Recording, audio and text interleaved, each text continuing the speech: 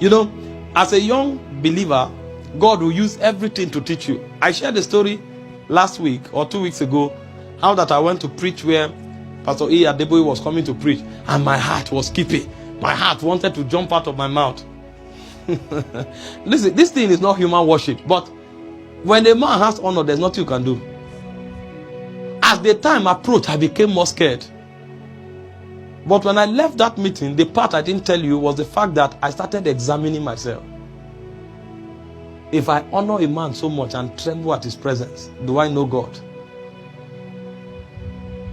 If I'm going to minister in a meeting that Adeboye was watching, with all due respect to him, and I feel my preparation is not enough, I still have to pray until the meeting, how come I walk to some other meetings casually?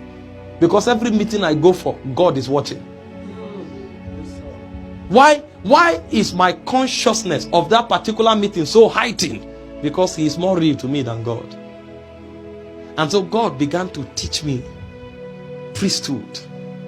He said, I should be more real to you. That when you come into that meeting to preach, you shouldn't notice Adeboye.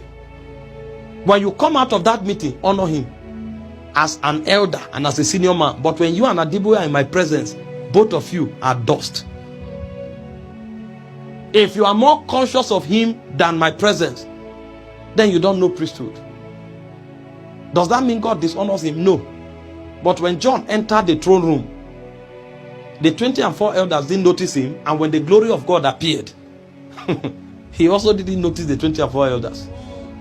When Ezekiel was seeing the cherubim, in Ezekiel chapter 1, he was talking about their majesty until the glory of God appeared.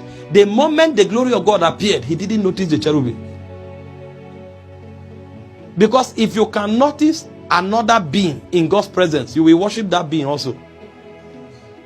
And so the art of ministering to the Lord is the first molecule of priesthood. If you don't know it, your prayer may not amount to much. Learn these things. Practice these things. Christianity is to be practiced.